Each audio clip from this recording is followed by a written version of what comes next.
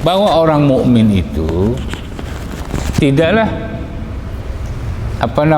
menjadi najis ketika dalam keadaan junub, sehingga harus menjauh kepada dariku, sehingga kamu menjauh dariku.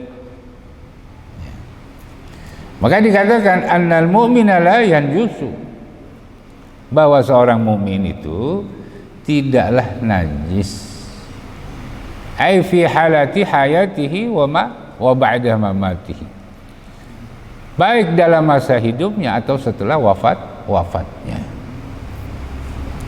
Ya. Nah, adapun ayat yang menjelaskan tentang orang-orang kafir itu najis, itu di dalam ayat bukan bermakna annahu najisul aini, tetapi najisnya adalah najis al-aqdi, yang berkenaan dengan akidah. Emang kalau seandainya kita megang orang kafir, kita salaman harus cuci tangan? Enggak kan? Tapi ada orang Islam yang sama-sama Islam, begitu salaman cuci tangan, dianggap najis. Itu LDI, Islam Jemaah di Kediri itu banyak tuh, ya, salaman najis, sejadahnya habis dipakai sama orang bukan jemaahnya dicuci, bahkan dirobek, dibakar, ya. Ini orang Sableng nih, tapi hidup di Indonesia, dipiara. Itu orang LD, lembaga dakwah tuh. Dulu Islam Jemaah namanya, ganti. Itu Amir Mukmininnya siapa tuh? Abu Hasan siapa namanya? Hasan Ubaidillah apa Ubaidah? Itu Amir Mukmininnya nginjek kitab Sahih Muslim tuh, diinjek. Masa Amir Mukminin nginjek Sahih Muslim? Kalau dia tahu, itu bisa kufur. Kalau ada kesengajaan, ya pasti sengaja lah orang diinjek.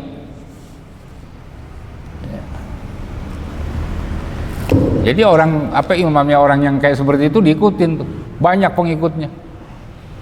Kenapa? Karena jemaahnya bodoh semua, goblok semua jemaahnya. Harus orang yang ikut jemaah mereka itu bayar, gajinya berapa, 20% harus dikeluarkan. Dia kayak pastor Amir Mukminin di Kediri sekarang. Yang kayak begitu, seperti itu dipelihara tuh, ya.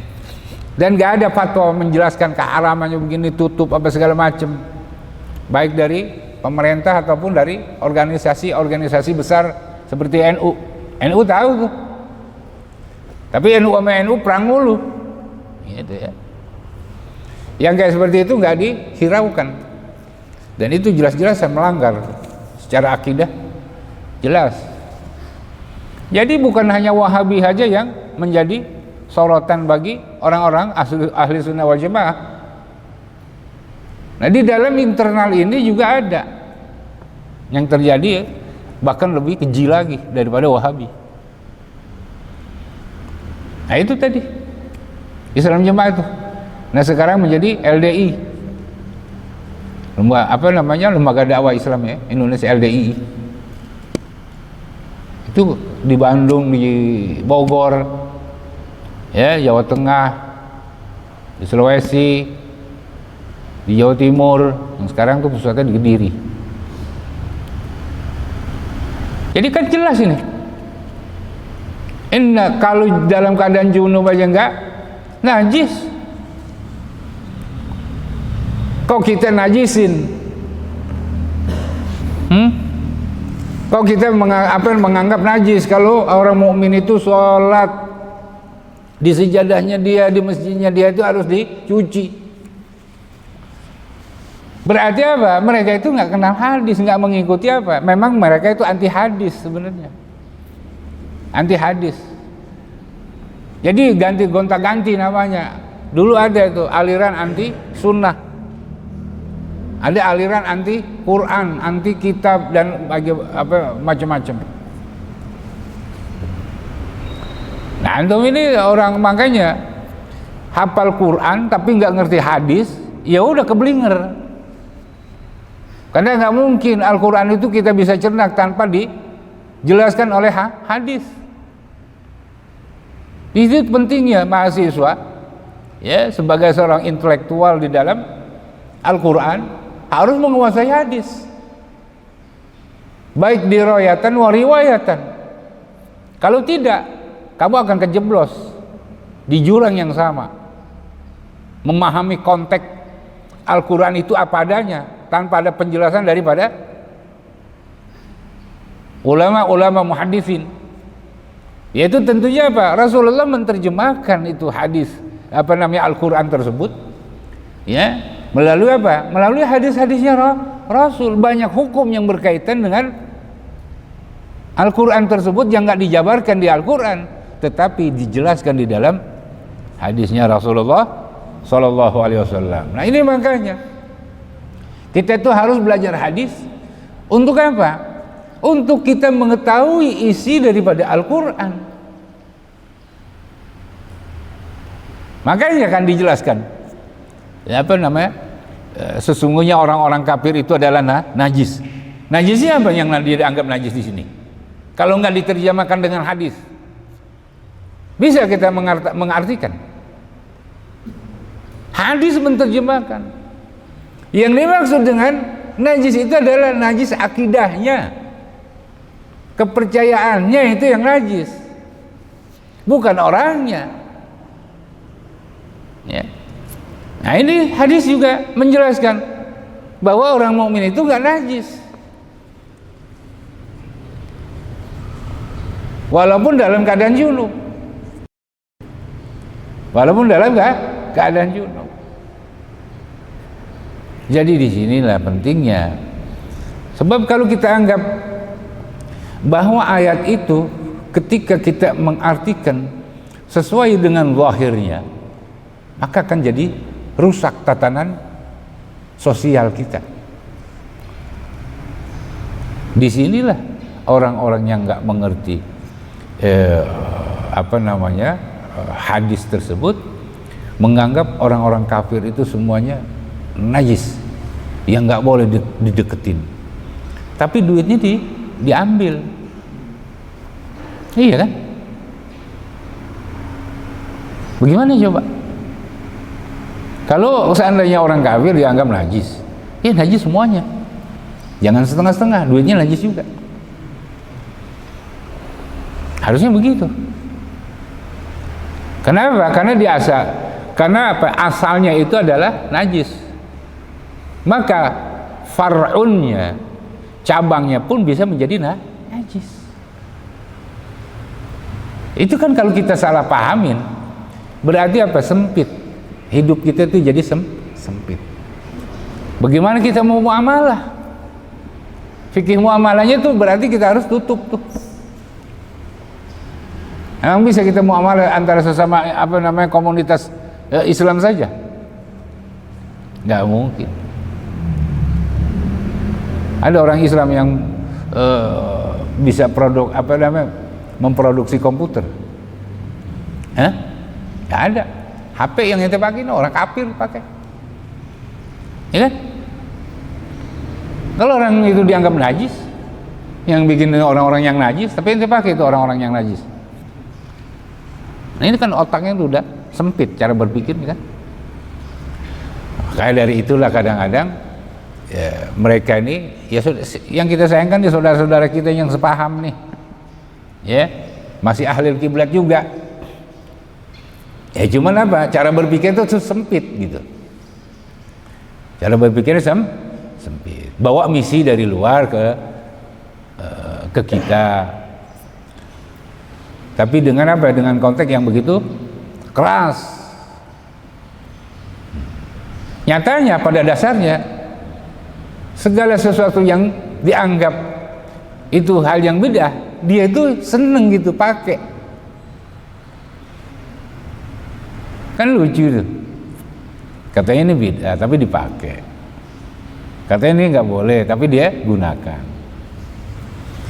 Kita di dalam hidup itu simpel saja kok, nggak usah terlalu ribet-ribet gitu ya. Sehingga hidup ini kita ini nggak jadi sempit, nggak jadi susah. Ya. Kan tinggal mindset, cara berpikir itu bagaimana menyikapi orang-orang yang ekstrim cara berpikirnya. Yang jelas mereka itu kurang baca gitu saja.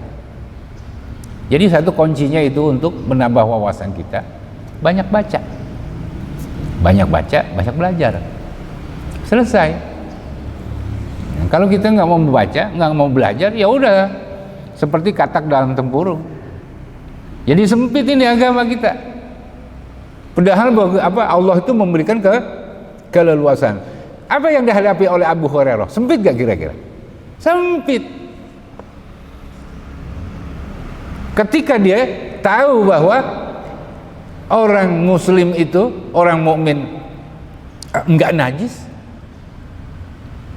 berarti kan apa? Oh, baru tahu.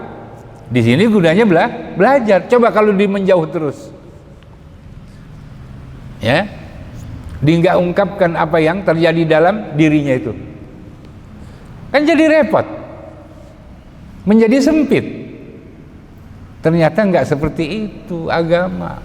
Agama ini ada produk ada produk prosedur ini ada nih.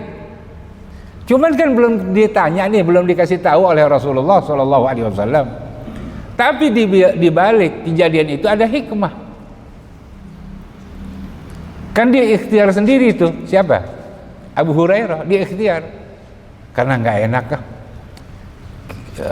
Wong Rasulullah ini kan orang yang suci, ya toh? Orang yang bersih. Kalau seandainya saya ini kotor dalam keadaan junub, masa pantas saya menghadap kepada Rasulullah SAW? Kayak seperti itu. Sehingga apa? Menjauh. Ya. Tetapi kan tadinya nggak begitu dipikirin nih, bahwasanya apa yang terjadi ini sebenarnya Abu Hurairah tuh tahu, ngerti. Bukannya nggak ngerti. Cuman kan ada tenggang rasanya kepada Rasulullah SAW.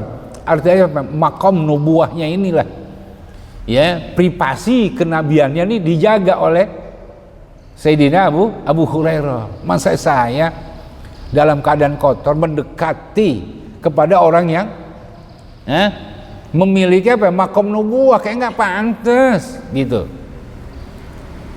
Makanya Rasulullah jelaskan, enggak jadi masalah. Karena orang mukmin itu enggak najis. Jadi enggak selayaknya kamu menjauh dari saya. Gitu ya.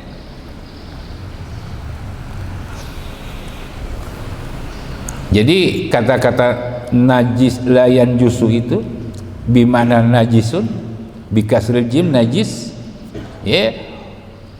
Kemudian apa? Wadhammiha. Jadi ada dua. Paman kasaraha fil madhi najisa fataha fil mudhari. Maka dia bacanya harus difathahkan ketika fiilnya itu menjadi fiil mudhari. Najisa menjadi menjadi apa? Fi'il mudhari'nya kalau dipatahkan jimnya.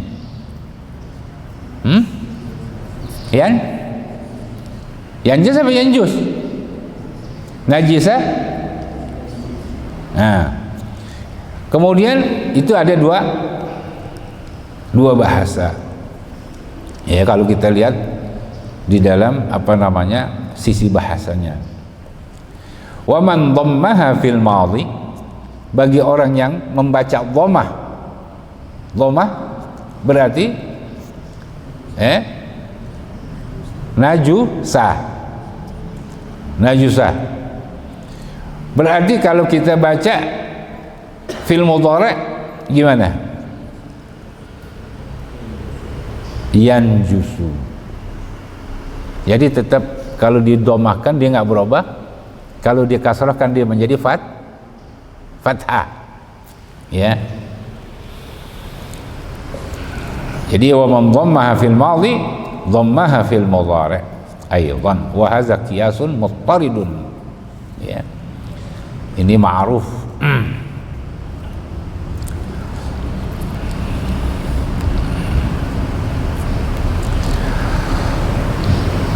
Nah, berarti apa? La yanjusu ini ay la fi halil hayati wala ba'dal mamat. Baik dalam keadaan semasa hidupnya atau setelah matinya, gitu ya. Sehingga apa?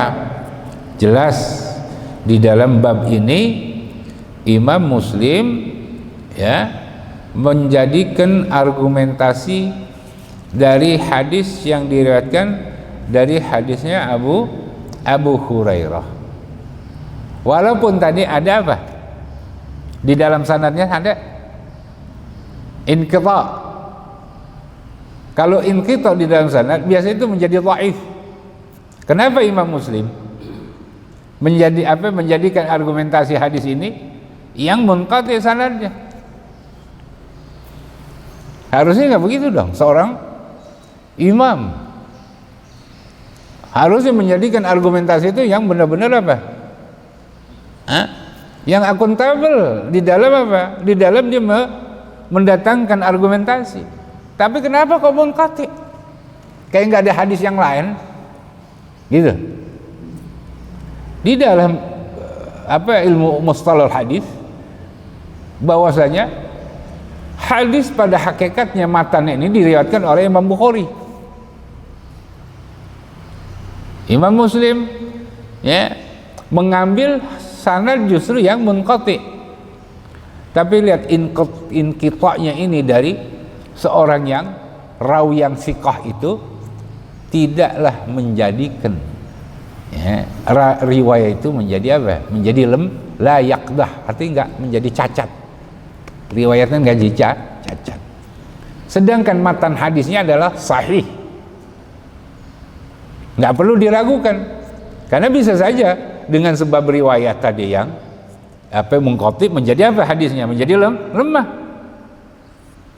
Kalau seandainya enggak ada syawahid, enggak ada mutaba'at, sedangkan ini ada syawahid. Imam Bukhari meriwayatkan, Imam Nasai meriwayatkan, Abu Daud meriwayatkan, Imam Tirmizi juga meriwayatkan hadis ini. Jadi enggak ya. Artinya apa? Ada beberapa hadis yang dianggap riwayatnya itu apa? Cacat riwayatnya. Kenapa? Karena di situ ada apa? Ada terputusnya pengambilan riwayat dari Humaid Thawil kepada Abi Rafi. Namun kita bisa melihat siapa yang meriwayatkan. Kalau sekelasnya Imam Bukhari, Imam Muslim, Imam Tirmizi, nggak masalah. Selagi tadi apa? Matannya ini tidak ada masalah juga. Tidak ada masalah nih matannya. Matannya adalah hadisnya itu. Oh, hadisnya sahih kok. Ya, artinya apa? Benar. Nggak cacat. Nggak ada illat di dalam hadis tersebut sehingga melemahkan daripada konten ya, nas hadis. Ya udah, nggak masalah. Kecuali yang meriwayatkan itu ya orang yang tidak mutqin di dalam hafalan ya, kan kalau orang yang mutqin dalam hafalannya kemudian dia soduk penyampaian hadisnya itu tidak akan mengganggu daripada riwayat tersebut. Banyak para ulama muhaddisin yang yang sangat siqah tapi dia dianggap mudallis. Nah ini termasuk siapa nih? Abu Rafi. Ya. Gurunya ini ada muridnya ini ada yang sama Humaid At-Thawil ini ada yang diumpetin nih satu guru, satu wasilah untuk mencapai kepada si Abu Rafi, ada yang digugurkan kan gitu ya, nggak disebutin. Tapi nggak jadi masalah. nggak jadi masalah. Kenapa? Karena Humaid At-Tawil ini termasuk orang yang bisa dipertanggungjawabkan di dalam riwayatnya, sehingga kita bisa merujuk kepada riwayat-riwayat dari kitab-kitab yang lainnya, seperti dari Imam Bukhari atau daripada Imam Nasai, atau dari Abu Daud kah, atau Imam Tirmizi. Kita bisa lihat, oh, yang ternyata ada seorang gurunya dari si Humaid At-Tawil yang yang nggak disebut, yang digugurkan dari riwayat itu. Namanya Bakar, siapa tadi? Bakar ibn Abdullah Al-Muzani, itu yang nggak disebutkan. Padahal di dalam riwayat-riwayat yang lain itu disebutkan siapa? Si Bakar ibn Abdullah Al-Muzani, ya. Nah, itu di dalam ilmu rijal hadis ya seperti itu. Jadi kita lihat orang yang tidak menyebutkan gurunya ini, kalau seandainya orang yang bisa dipertanggungjawabkan riwayatnya sekelasnya tadi Abdul Rafiq, siapa, Humaid At-Tawil, masih bisa memungkinkan untuk diterima, walaupun dalam kaidah ini ada tadlis namanya, digugurin di gurunya kan tadi tadlis tuh, ya. Jadi munqati di dalam di dalam riwayatnya, tapi hadisnya tidak menjadi lemah, nggak mempengaruhi dalam riwayat tersebut. Kemudian yang keduanya, wa haddatsan Abu Bakar bin Abi Syaibah. Lalu wa Abu Quraib, ya. Qala, keduanya berkata, haddatsana Waqi ibn al-Jarrah Ar-Ru'asi an Mis'ar ibn Kidam, ya, Al-Hilali an Wasil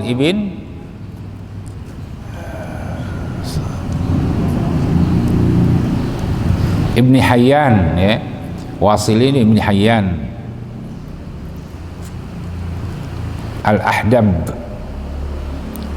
an Abi Wa'il an Huzaifah bin Yaman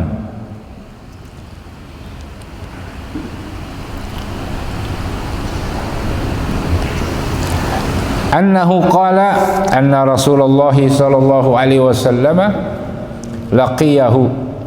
Kalau tadi kisahnya tentang Abu Hurairah, yang kedua kisahnya siapa nih? Huzaifah ibn Yaman.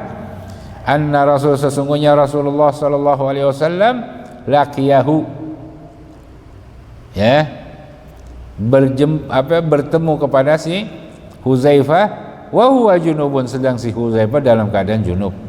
Pahada ai bimana ajula anhu, menjauh. Hada itu artinya menjauh. Pahada ai ibta'ada anhu, ya.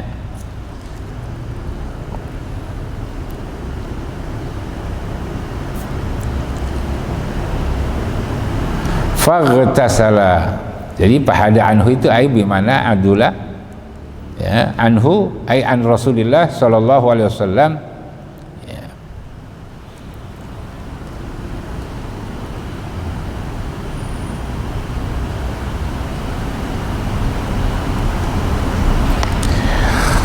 Faghtasala summa jaa, kemudian sama nih kayak Abu Hurairah juga, dia menjauh supaya apa? Dia bisa pulang, kemudian mandi dulu. Sebab kalau udah dekat sama Rasulullah nanti nggak enak dia untuk untuk ingkar gitu, minta izin. Mumpung nggak, ya, nggak langsung ketemu, berdekatan gitu, dia jauh buru-buru. Supaya apa? Supaya bisa pulang. Mandi dulu nih ceritanya. Faghtasala, lalu dia mandi, yaitu si Huzaifah. Summa jaa, lalu datang Sehabis dia selesai mandi, yaitu mandi junub, datang lagi kepada Rasulullah SAW. Faqala kuntu junuban. Ya Rasulullah, saya tadi menjauh dari kamu karena saya dalam keadaan junub. Ya, qala innal muslima la yanjusu ay bil janabah. Wahai Huzaifah, bahwasanya apa? La ba'sa alaik, enggak apa-apa bagi kamu, bahwa sesungguhnya al muslim tadi al mu'min, sekarang yang kedua al muslim. Orang muslim itu tidaklah najis dengan sebabnya ada janabah pada dirinya. Ya. Jadi enggak usah apa? Enggak usah menjauh. Biasa aja ngobrol. Maksudnya gitu. Ya bersalaman, ya bersalaman. Masa apa? Khawatir dengan janabah tadi menjadi apa? Saya menjadi terganggu. Kan diarahkan tuh oleh Rasulullah. Berarti kan dua sahabat nih, Abu Hurairah dan Huzaifah, yang sama-sama sahabat. Itu tadi dia dalam hatinya itu adalah ijlalan limaqamin nubuwah, untuk mengagungkan makomnya Rasulullah karena makom nubuahnya gitu. Ya, seorang nabi, masa pantas saya seorang ya dalam keadaan junub lalu dekat sama Rasulullah ya yang begitu agung, kan nggak pantas. Ini jadi dianggap diri itu kotor gitulah. Ya. Sehingga apa? Udah jauh lebih baik. Mandi dulu dah, nanti baru ketemu. Salaman, ngobrol sama Rasulullah Sallallahu Alaihi Wasallam. Memang orang kalau biasa bersih, lalu apa? Menghadap kepada, ini tabiatnya sahabat begitu. Selain dia dalam keadaan bersih, ya, mutawadhi, duduk bersama Rasulullah Sallallahu Alaihi Wasallam. Pada suatu saat dia lagi junub, lalu mau duduk atau bertemu kan nggak enak, risih aja bagi siapa tuh? Bagi sahabat nih, bagi Abu Hurairah dan Huzaifah. Jadi inisiatif. Kalau tadi udah jelas, Abu Hurairah begitu juga, Huzaifah begitu juga, bahwasanya seorang mukmin dan seorang muslim itu tidaklah menjadi najis ketika dia dalam keadaan janabah. Cuma najisnya itu yang dianggap di dalam permasalahan ini, bahwa orang yang junub itu kan gak boleh baca Al-Quran ya. Kemudian ya tentunya dia akan terhalang dari hal-hal yang sifatnya ibadah ya kayak seperti sholat ya pasti. Wah nggak ada wudu aja nggak boleh kan, apalagi dalam keadaan junub. Sehingga Pak Rasulullah Shallallahu Alaihi Wasallam menjelaskan hal-hal ini agar jangan sampai kita itu salah di dalam mengartikan diri kita ini ya, kita anggap janabah itu adalah satu penyebab yang menjadikan seorang itu menjadi najis gitu ya. Enggak seperti itu. Berarti salah tafsir kita nih. Ya, salah tafsir.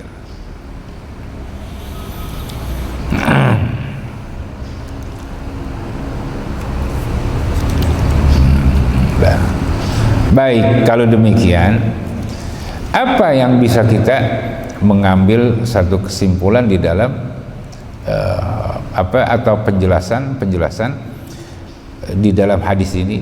Jadi hadis ini adalah salah satu dasar yang begitu agung fi taharatil muslim, yang menjelaskan tentang kesuciannya seorang muslim. Itu satu.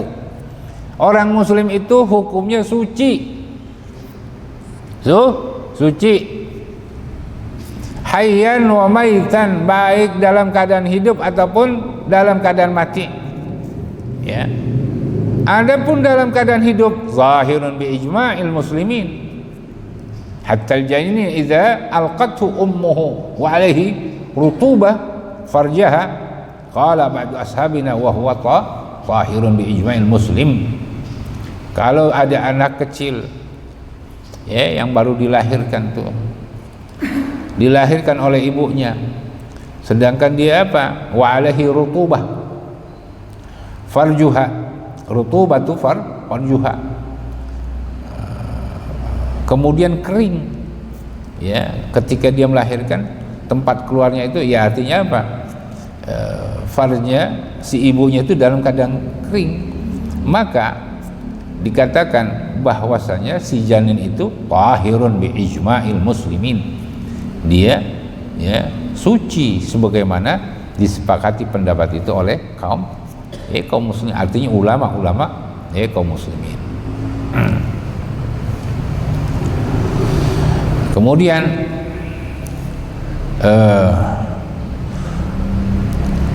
hukumnya seorang muslim dalam keadaan mati itu dianggap suci. Ini ada khilaf di antara ulama. Dan di dalam mazhab Imam Syafi'i itu ada dua kaul, ada dua pendapat gitu. As-sahih minhuma annahu tahirun, bahwa pendapat yang sahih di dalam mazhab Imam Syafi'i, orang muslim yang meninggal itu adalah hukumnya suci. Walihaza ghusila, maka dengan itulah dia diwajibkan untuk mandi. Annahu tahirun walihaza ghusila. Wali qaulihi sallallahu alaihi wasallam innal muslima la yanjus. Seorang sebagaimana dasar dari hadis yang diriwayatkan oleh Imam Bukhari juga di dalam kitab sahihnya. Ya. Kalau Imam Bukhari lebih jelas lagi, di dalam ta'liqnya dia mengatakan bahwa al-muslimu la yanjusu hayyan wala mayyitan. Kalau di sini nggak disebutkan, nggak ada ta'liq. Ya. Hadza hukmul muslim wa amal kafir. Nah, jadi kalau orang muslim udah jelas, udah nggak perlu diperdebatkan lagi tuh, baik dalam keadaan hidup ataupun mati. Kecuali tadi orang yang berbeda paham sama kita, orang-orang LDI tadi tuh, yang menganggap orang yang tidak keyakinan dengan mereka itu dianggap najis dan nggak boleh nikah. Nah, nggak boleh nikah. Artinya apa? Dibikin peraturan baru di dalam agama dia sendiri. Bagaimana orang bikin peraturan agama baru? Boleh nggak? Ijtihad mana? Emang Rasulullah SAW bikin amandemen mengenai nikah? Nggak ada amandemennya, udah. Ya kan? Nah, kalau dibikin peraturan baru, berarti ini orang menambah lagi aturan-aturan agama, ngalahin Rasul. Kalau dia berkeyakinan itu dibolehkan, itu bisa menjadi kufur, bisa menjadi murtad.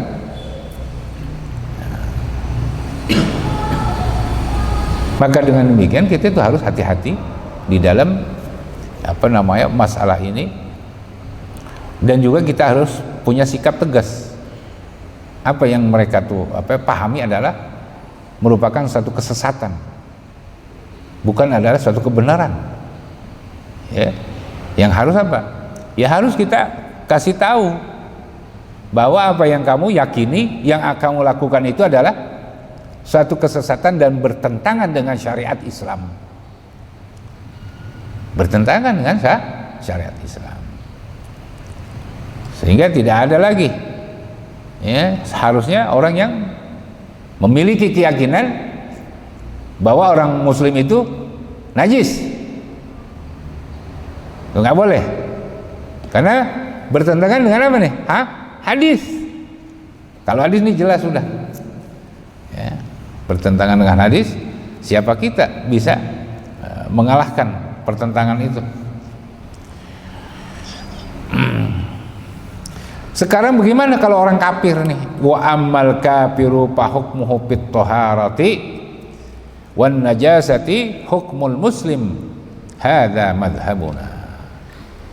Orang kafir hukumnya itu di dalam suci dan najis sama seperti hukumnya seorang muslim. Itu adalah mazhab jamahir minas salaf wal khalaf. Kalau orang kafir aja sama sebanding hukumnya apa? Tentang dirinya itu suci dalam keadaan hidup dan juga dalam keadaan mati. Ini jumhur ulama minal salaf wal khalaf. Ya. Yang menjadi permasalahan titik beratnya itu adalah orang-orang kafir dan orang-orang musyrik yang dikatakan di dalam Al-Quran innamal musyrikuna najisun. Apa maksudnya najis di sini? Fal muradu najasatu al-i'tiqadi. Yang dimaksud di dalam Al-Quran tadi adalah najis dari sisi keyakinannya atau i'tiqadnya, ya.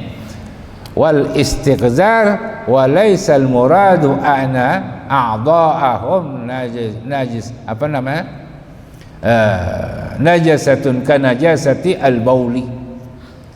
Bukanlah yang dimaksud najis di sini adalah najis anggotanya. Seperti apa? Seperti najisnya air apa namanya, air kencing gitu, ya, air seni, bukan itu. Tetapi akidahnya yang najis. Jadi ini kan urusannya dengan urusan batin, ini keyakinan, bukan dengan masalah yang zahir. Yang zahir sama, ya. Kenapa? Allah Subhanahu wa taala memuliakan tu Bani Adam. Enggak disebutkan di situ yang muslim, yang mukmin, yang kafir, yang musyrik, sama. Wa hamalnahum fil barri wal bahri. Ya. Jadi walaqad karramna Bani Adam. Allah memberikan kemuliaan kepada Bani Adam. Termasuk siapa tadi? Kafir, Bani Adam bukan? Yang jelas ini bukan aneka robot kan? Keturunan manusia juga kan? Udah selesai. Tetapi ada hal-hal yang membedakan, yaitu masalah akidah dan kepercayaan. Itu yang membedakan, ya. Dan ini kita harus berhati-hati.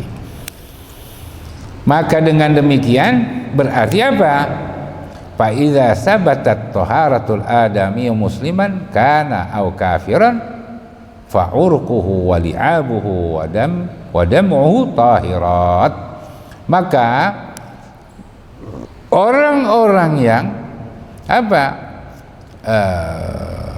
dari Bani Adam tadi, al-adami, baik dia seorang muslim atau dia kafir, maka keringatnya, ludahnya, ya, lalu air matanya, semuanya itu adalah suci, ya. Air matanya, kemudian apa tadi? Keringatnya, ludahnya suci, li'am.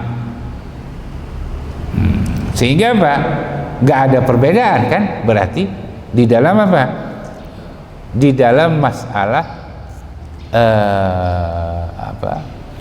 yang tidak berkaitan dengan akidah, ya jasadnya itu nggak ada masalah dengan jasad orang muslim, sama suci juga.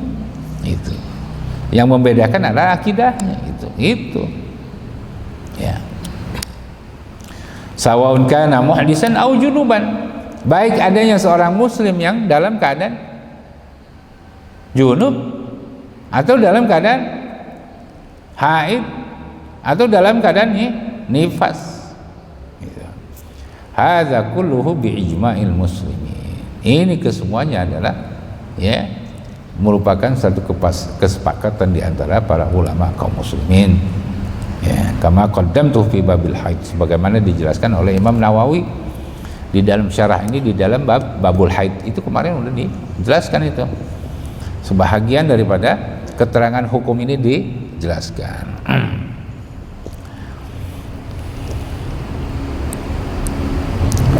Sehingga dengan hadis ini berarti kita boleh makan untuk bekas makan alat-alat yang digunakan oleh orang kafir tadi, boleh.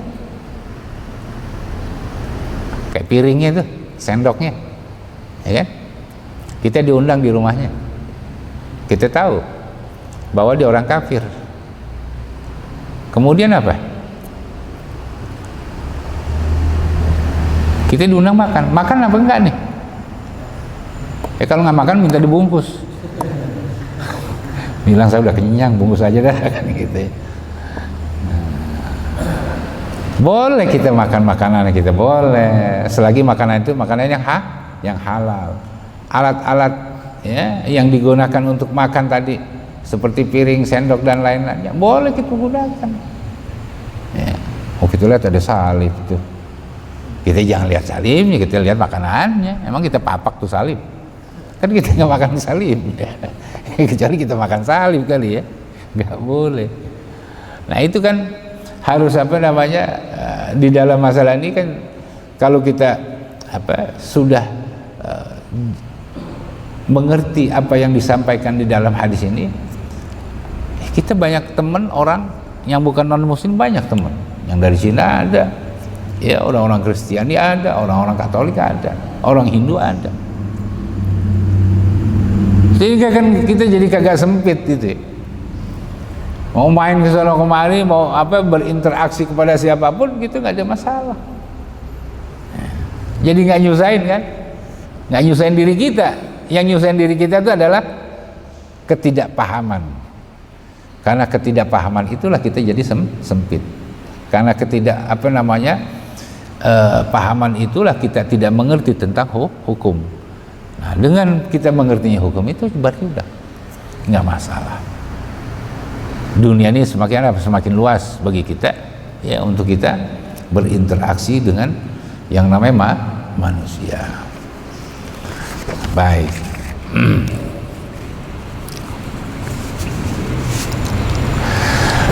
Nah, kemudian wa fi hadzal hadisi istihbabu ihtirami ahlil fadli. Ini kan terjadinya Sayyidina Abu Hurairah dan Huzaifah ibn Yaman menjauh dari Rasulullah sallallahu alaihi wasallam adalah ihtiram, sebagai penghormatan kepada Rasulullah sallallahu alaihi wasallam yang memiliki maqamun nubuwah. Kalau sekarang nggak ada nabi, adanya siapa? Adanya ulama. Maka Rasulullah SAW mengatakan al ulama warasatul anbiya. Kita juga hormatin ulama. Kita hormatin ulama yang menjadi para pewaris Nabi. Nah, ulama yang mana nih? Karena ulama sekarang banyak nih, tipikalnya ulama. Ya, ada baru 2 hari di YouTube jadi ulama. Ini banyak nih sekarang. Ya. Maka Imam Nawawi mengatakan bahwa hadzal hadis istihbabun.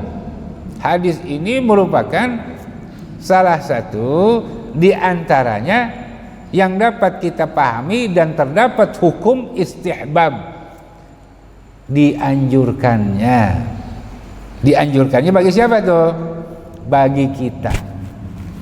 Untuk apa? Ihtiramu ahlil fadli. Kita menghormati orang-orang yang memiliki kelebihan di dalam tadi masalah bidang ilmu, yaitu si ulama maksudnya. Wa an yuwaqqirahum.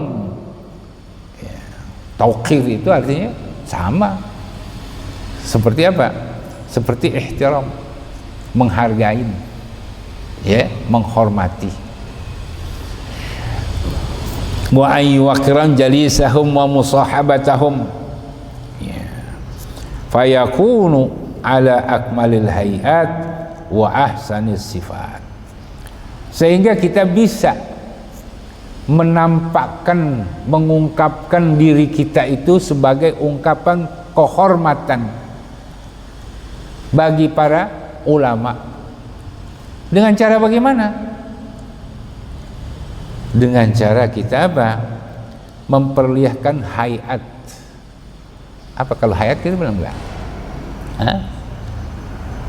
Gerakan, perilaku, ya. Kemudian sifat juga. Kalau kita sama musahabah, berinteraksi sama ulama, kan harus pakai adab tuh ya, pakai adab. Jangan kita sama ulama, yai mohon selfie yai sebentar. Ya, gitu. Itu kan sekarang pengen kan begitu ya, baru ketemu sekali itu ya, udah nempel sama kiai selfie dah, udah nggak dianggap guru tuh, padahal baru hari itu doang tuh, dan itu juga tabligh akbar, bukannya apa, bukannya ini bukan ilmiah, nggak ada kajian ilmiah, enggak, tabligh akbar ya. Nah, jadi kita harus ungkapkan tuh ya, pakaian yang bagus, yang mendingan kan gitu ya. Kalau nggak ada ya nggak apa-apa minjem.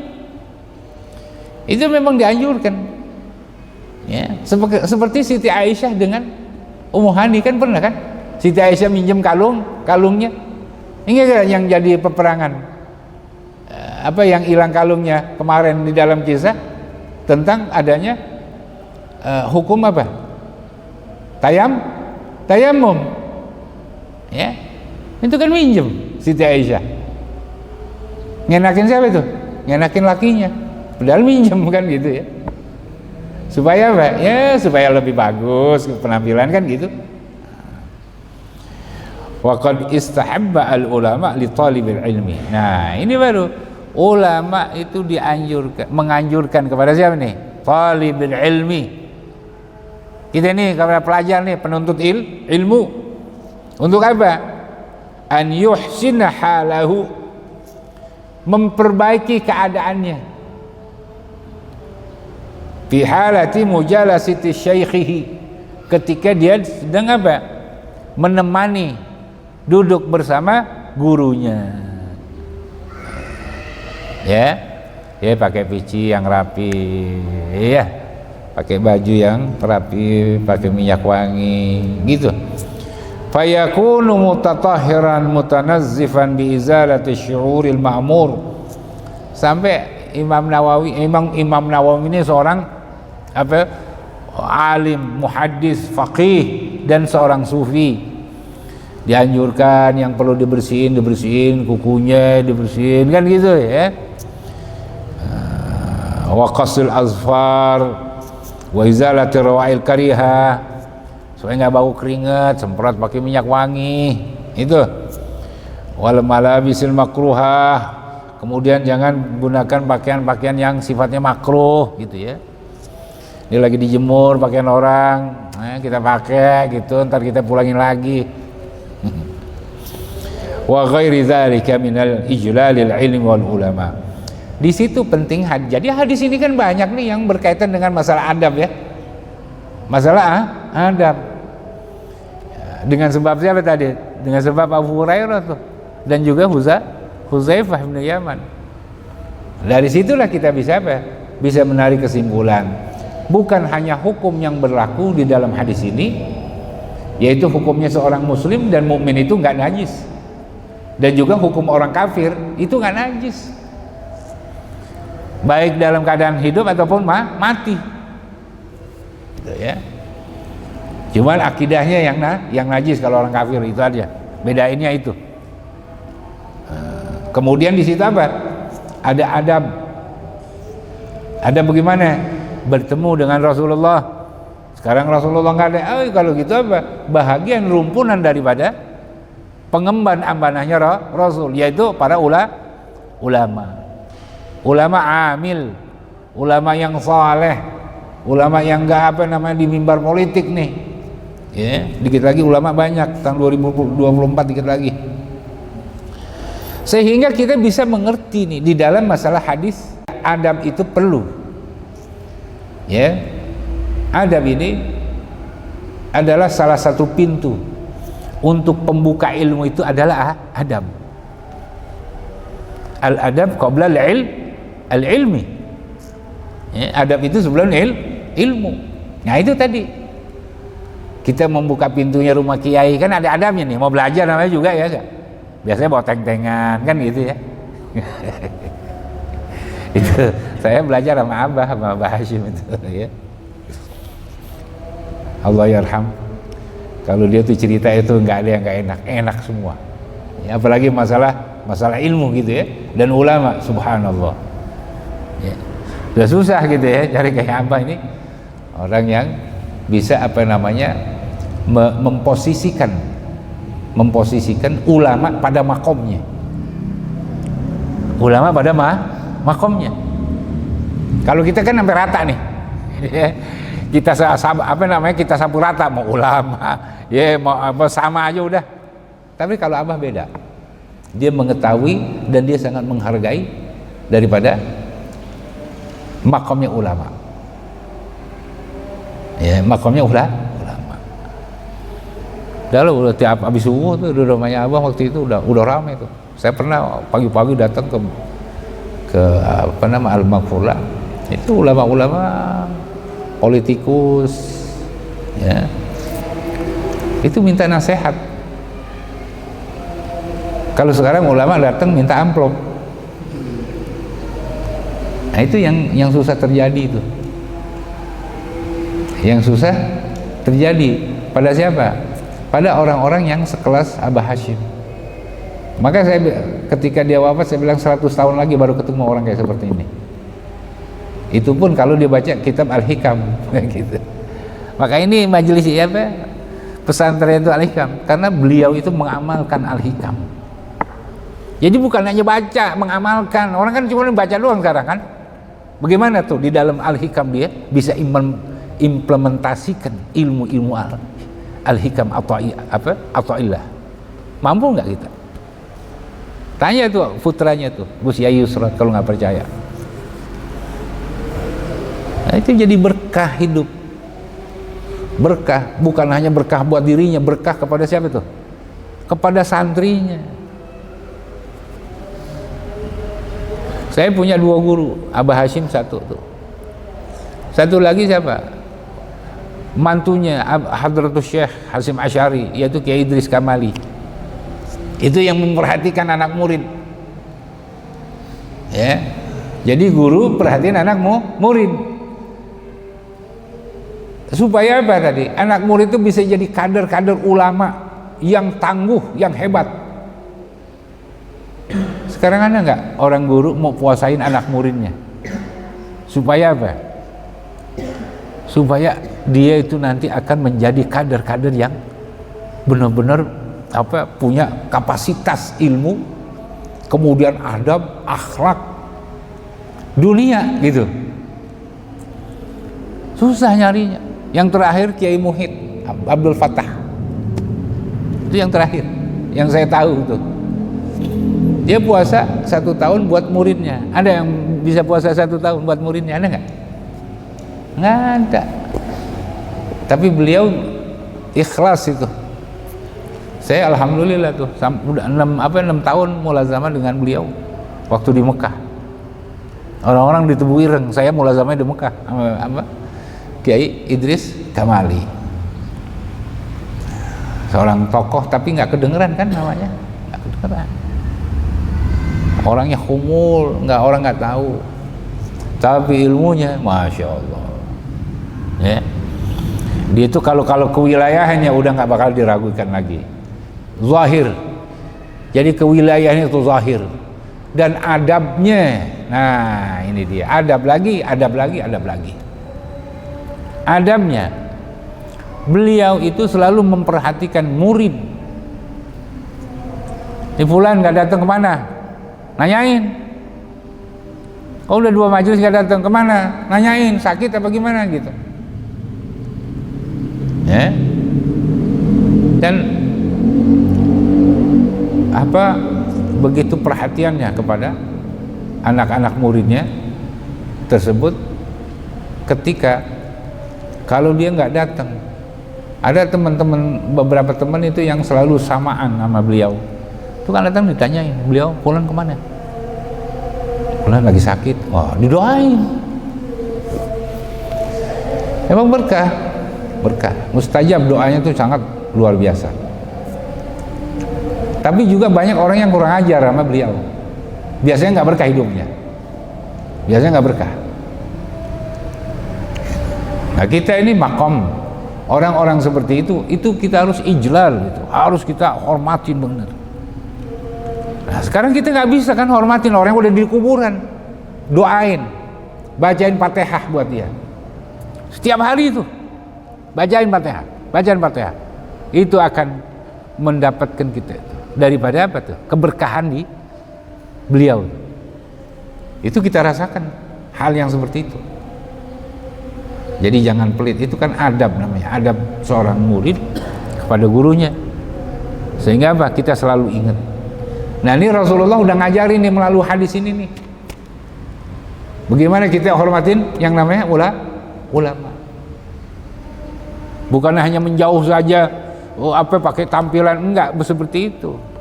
Itu adalah suatu perasaan yang begitu mendalam di dalam menghargai tentang makomnya seorang Rasulullah dan juga seorang ulama.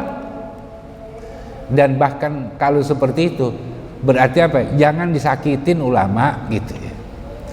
Jangan apa? Kita diskriminasi terhadap ulama. Lihat sahabat-sahabat itu bagaimana memperlakukan gurunya, yaitu Nabi.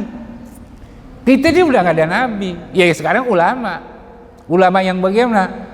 Ulama yang bukan jualan agama. Sebab ada juga ulama jualan agama, itu ya. Yang penting Fortuner gua besok baru. Itu tujuan. Nah, kita bukan yang begitu. Bukan yang apa? Ulama jual agama. Bicara ulama, kapasitas sebagai ulama, bagaimana nih ilmunya mengenai apa? Mengenai agama nih. Oh, nih yang haram, nih yang yang halal. Ini yang boleh kebijakan, ini yang nggak boleh. Dan harus berani. Ya, nggak boleh kita itu diem. 1000 kata, masa bodoh dah. Yang penting urusan saya selesai, urusan yang lain itu urusan masing-masing. Ada hadis dhaif. Man lam yahtam bi umuril mu'min falaysa minna. Atau falaysa minna man lam yahtam bi umuril muslimin. Bukanlah bagian dari kami. Artinya di sini maksudnya orang tuh yang tidak sempurna imannya. Hadis itu dhaif. Orang yang tidak memperdulikan dengan keadaan orang-orang muslim kan gitu. Artinya kan ini harus kita memiliki kepedulian secara umum kan gitu. Itu bagian. Jadi ulama itu di situ kapasitasnya ada, perannya di situ.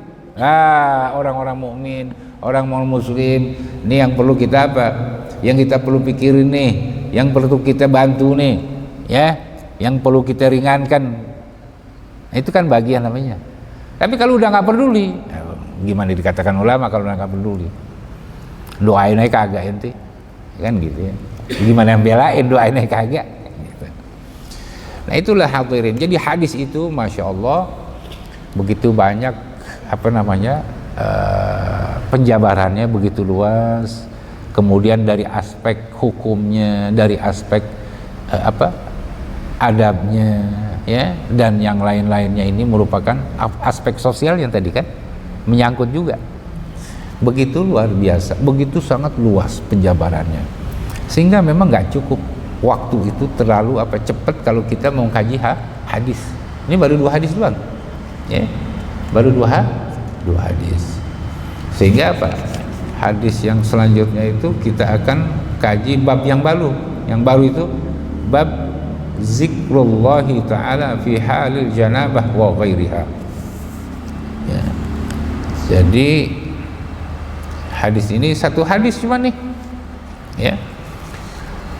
Bab yang sekarang adalah sampai jam 2, bab zikrullahi ta'ala fi halil janabah wa ghairiha. Bab ini menjelaskan tentang apa?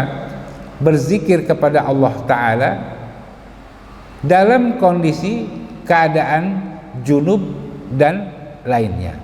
Bagaimana hukumnya? Maksudnya begitu. Wa bihi qala hadatsana Abu Quraib Muhammad ibn al-Ala wa Ibrahim ibn Musa. Qala hadatsana Ibnu Abi Zaidah. Ibnu Abi Zaidah namanya itu Yahya ibn Zakaria. Ya. An abihi. Ya, abihi itu ialah abi si siapa? Yahya ibn Zakaria. Ya. An abihi yaitu Khalid ibn Maimun al-Hamdani. An Khalid ibn Salamah an Nabi sallallahu alaihi wasallam an Urwah an Aisyah. Oh, tadi Khalid ibn Salamah anil Bahi. Bahi itu namanya Abdullah ibn Yasar al-Qurashi al-Asadi. An Urwah ibn Zubair an Aisyah radhiyallahu ta'ala anha. Qalat kana Nabi sallallahu alaihi wasallam yadhkuru Allah ala kulli ahyanihi. Bahwa sesungguhnya Nabi besar Muhammad sallallahu alaihi wasallam dia mengingat kepada Allah Subhanahu wa taala ala kulli ahyanihi, dalam berbagai macam keadaan beliau. Jadi enggak terbaik dalam keadaan junub ataupun tidak. Ya. Untuk mengingat kepada Allah itu bukan harus dalam keadaan suci saja. Waktu dalam keadaan junub pun harus kita lupa malah. Enggak boleh. Yang namanya mengingat kepada Allah, kata-kata zikir ini apakah yang dimaksud zikir bil lisan? Nah, ini yang menjadi apa? Menjadi perdebatan tuh, khilafiyat, perbedaan di antara para ulama. Ya. Wal muradu fi umumil ahyan ay halatit tadhhir wal hadath. Yang dimaksud dalam pengertian kata ahyanihi ala kulli ahyanihi, dalam keadaan ahyan itu ay ala kulli awqatihi, dalam keadaan apa berbagai macam beliau itu waktu beliau itu berada, baik siang malam. Maka orang yang tidak pernah terputus lisannya itu untuk menyebut kepada Allah Subhanahu wa ta'ala. Sawaun kana al hadatsu al asghar aw asghar aw akbar ila an al akbar yahjuzuhu an qiraatil Quran. Hanya saja hadasul akbar itu dialah yang tidak dibolehkan untuk membaca Al-Quran. Hadas akbar. Ya. Wa ammal hadasul asghar fala yamna'hu an tilawatil Quran wa ghairihima minal adhkar. Ini ulama. Sebagaimana pendapat Imam Nawawi. Sekarang yang menjadi perdebatan, apakah orang yang dalam keadaan janabah, ya, kalau janabah berarti apa itu? Hadasnya. Hadas besar atau hadas kecil? Hadas besar kan? Wa'lam annahu yukrahu az-zikru fi halatil julus. Ya. Ketahuilah bahwasanya ya, di dalam apa dibolehkan yang membaca Al-Quran. Wa inna ma ikhtalafal ulama fi jawazi qiraatil Quran lil junub wal haid. Yang menjadi perdebatan dan perbedaan pendapat di antara ulama tentang hukum dibolehkan yang membaca Al-Quran bagi orang yang apa janabah dan orang wanita yang haid. Maka ulama jumhur mayoritas ala tahrimil qiraah alaihima jami'ah. Menjadi kesepakatan di antara jumhur ulama mayoritas yang diharamkan itu adalah membaca Al-Quran bagi orang yang junub dan wanita yang haid. Itu walaupun nah itu tidak, saya katakan orang-orang LDI itu membolehkan orang haid itu membaca Al-Quran. Dia membolehkan. Itu kan berarti apa? Bertentangan dengan mayoritas ulama. Ya. Bertentangan dengan mayoritas ulama. Wala farqa indana baina ayatin wa ba'di ayah. Sama adanya kalau di kalangan orang-orang mazhab Imam Syafi'i mengatakan walaupun hanya satu ayat tetap hukumnya haram membaca Al-Quran ya bagi orang yang janabah dan bagi siapa tadi? Wanita yang haid. Ya. Fa innal jami'a yukhramu, sesungguhnya semua daripada Al-Quran itu artinya bukan hanya satu ayat saja, yuhramu ya, diharamkan. Walau qala al-junub bismillah awil hamdulillah wa nahwi zalika in qasada bihil Quran harum alaihi. Dan apabila dia mengucapkan alhamdulillah ini dari Al-Quran atau bismillah ini dari Al-Quran, Al-Fatihah kan ada bismillah kan, bismillahi majriha ada.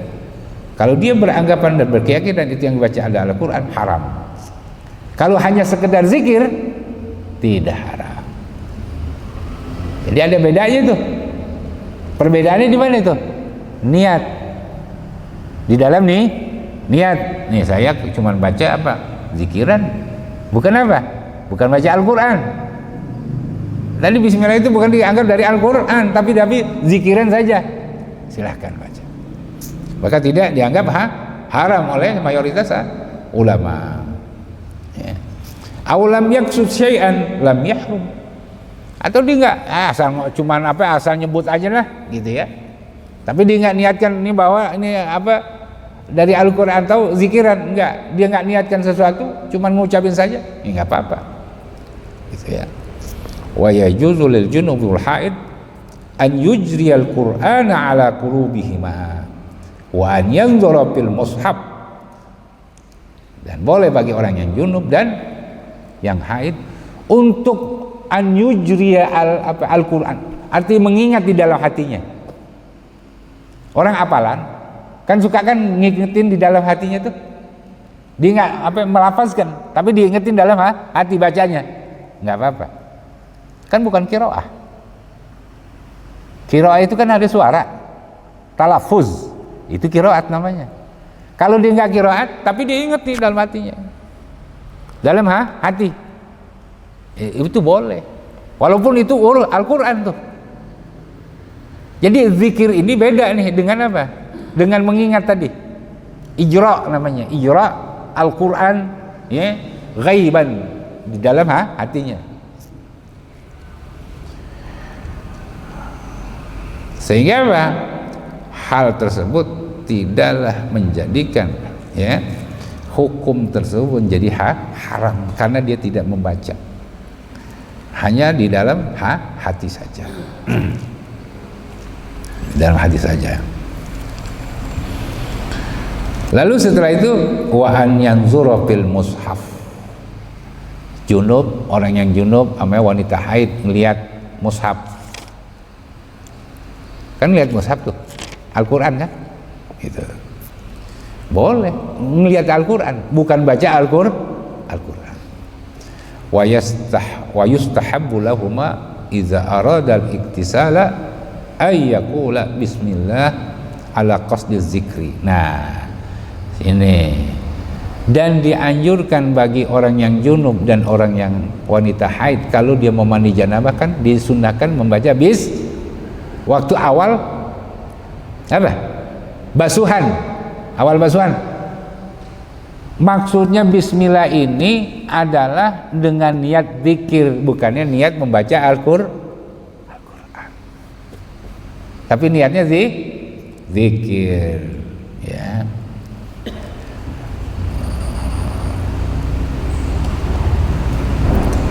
Kemudian apa? Wa annahu yukrahu adz-dzikru fi halatil julus 'alal baul wal ghaid fi halatil jima'. Dan juga dimakruhkan hukumnya untuk berzikir pada keadaan kita duduk fi halatil julus 'alal baul, ketika kita lagi buang air tuh. Buang air kan ada yang tempat duduknya sekarang. Ya. Yang pakai duduk tadi, wal ghaid, dan juga buang air besar, wa fi halatil jima', dan dalam keadaan orang itu melakukan hubungan intim kepada istrinya. Waqad qaddamna fi bayani ya, bayana hadhihi qariba fi akhir bab tayammum. Sehingga apa? Ini sebenarnya sudah dijelaskan kemarin di bab tayammum tentang hukum-hukum mana yang dibolehkan, mana yang tidak bolehkan, dan ini adalah sifatnya makruh. Karena di tempat yang kotor itu enggak selayaknya orang berzikir. Ya untuk berzikir. Kalau mau ya itu tadi masuk ke depan ke dalam kamar mandi itu kan ada doanya itu. Allahumma a'udzuka minal khubuthi wal khaba'ith. Masuk ke kamar mandi tadi. Ya udah. Hanya berzikir itu mengingat, silakan. Mengingat kepada Allah bukan berarti harus terputus. Mengingat kepada Allah kapan saja dibolehkan, asal tadi jangan kita menggunakan talaffuz di dalam kita berzikir. Masa di dalam WC kita berzikir, giliran mau di ruang biasa kita nggak berzikir. Ya, ada tempatnya. Berzikir itu ada tempatnya. Kalau di dalam hati kita mengingat, boleh, dibolehkan, silakan. Ayat kursi juga nggak apa-apa. Tapi kan kita nggak nyebut, kita mengingat, kita ingat kepada Allah dengan ayat gitu. Tapi kita nggak menyebut, karena apa? Nggak selayaknya dalam kondisi seperti itu. Ya, ini bahagian adab namanya. Adab di dalam zikir, dan ada hubungan hukumnya terhadap zikir itu ketika dalam kondisi yang sedang kita lakukan. Mana nih kita lakukan? Nah tadi orang lagi hubungan intim masuk baca Al-Quran yang benar aja itu. Ya. Mengingat boleh kepada Allah, tapi bukan berarti talaffuz. Talaffuz. Ya. Nah, jadi apa hukumnya? Udah jelas tadi itu untuk berzikir kepada Allah. Rasulullah SAW dalam segala posisi dan kondisi, dalam setiap saat, setiap waktu, nggak pernah dia terputus dari mengingat kepada Allah Subhanahu wa ta'ala. Cuma bukan berarti dalam kata zikir itu menyebut. Berzikir itu artinya adalah mengingat dan menyebut, yaitu bil qauli au bil qalbi. Nah, Rasulullah SAW bil qauli wa bil qalbi ma'an, bareng. Nah, kalau dalam posisi dan kondisi yang memang tidak selayaknya, Rasulullah SAW juga memposisikan dirinya mengingat kepada Allah dalam kondisi yang selayaknya. Kalau di tempat yang tadi, ya dia nggak menyebut, tapi dia mengingat. Nah itu kan begitu. Kita pun begitu. Artinya apa? Bukan berarti zikir ini selesai, putus. Zikir ada dua, zikir bil qalbi wa zikri bil lisan. Ya, jadi ada lisan yang harus kita berhentiin di tempat-tempat tertentu, tapi qalbi tidak harus terhenti di dalam setiap saat. Ya. Alladzina yazkurunallaha qiyaman wa qu'udan wa ala junub wa yatafakkaruna fi khalqis samawati wal ard. Sampai terusnya. Itu orang yang selalu mengingat kepada Allah Subhanahu wa ta'ala. Nah, mudah-mudahan kita ini apa? Termasuk dijadikan orang yang selalu mengingat dan dijadikan dan dijauhkan kita daripada orang-orang ahli ghaflah. Ya itu ya. Insyaallah nanti kita akan lanjutkan lagi pada kesempatan yang lain, dan mohon doanya buat saya semoga semoga kepulihan ini cepat pulih terus gitu ya. Tentang jawazu akli al-muhdits at-tu'ama ya. Wala karahata fi dzalika. Wallahu subhanahu wa ta'ala a'lam bis-shawab.